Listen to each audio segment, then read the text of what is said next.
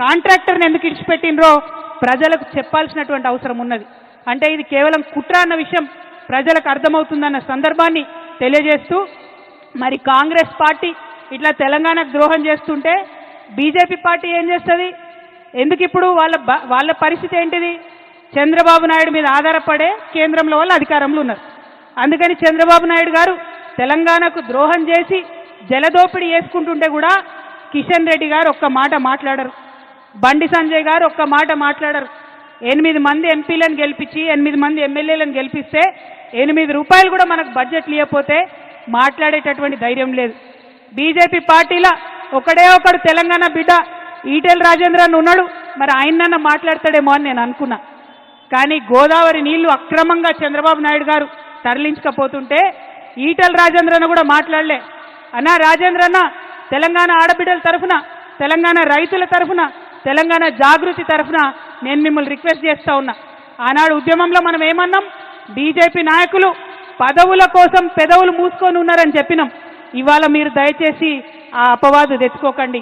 మీరు పార్లమెంటు మెంబర్గా ఉన్నారు, మీరు ప్రధానమంత్రి గారి దగ్గరికి వెళ్ళండి, ఖచ్చితంగా బనకచెర్ల ప్రాజెక్ట్ని ఆపండి. గోదావరి పెన్న లింకేజ్ మీరు తుపాకులగూడెం దగ్గర నుంచి తెలంగాణ నుండే పెట్టాలనేటటువంటి డిమాండ్ ఈటెల రాజేందర్ గారు ప్రత్యేకంగా బాధ్యత తీసుకోవాలని తెలంగాణ జాగృతి తరఫున నేను డిమాండ్ చేస్తా ఉన్నా. అదేవిధంగా ఇవాళ కాళేశ్వరం ప్రాజెక్టుకి 1,15,000 కోట్ల అనుమతులు ఉన్నాయి. సిడబ్ల్యూసీ నుంచి అన్ని రకాల అనుమతులు ఉన్నాయి, పర్యావరణ అనుమతులు ఉన్నాయి. ఖచ్చితంగా కాళేశ్వరానికి నేషనల్ ప్రాజెక్ట్ స్టేటస్ తీసుకొచ్చేటటువంటి బాధ్యత కూడా ఈటెల రాజేందర్ అన్న తీసుకోవాలని చెప్పి నేను ఈ సందర్భంగా డిమాండ్ చేస్తా ఉన్నా.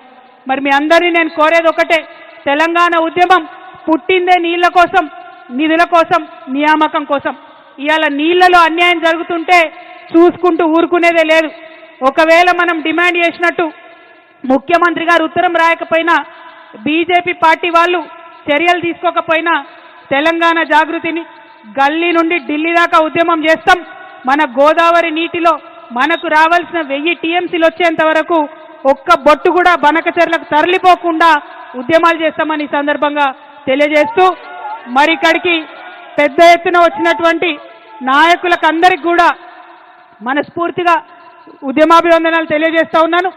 కేసీఆర్ గారికి నోటీస్ ఇచ్చిరంటే యావత్ తెలంగాణకు నోటీస్ ఇచ్చినట్టే అని భావిస్తూ, మరి కేసీఆర్ గారికి నోటీసులు ఇచ్చి మీరు ఇబ్బంది పెట్టేటటువంటి ప్రయత్నం చేస్తే మేమందరం కూడా ఒక రక్షణ కవచంగా వారి చుట్టూ ఉంటాం.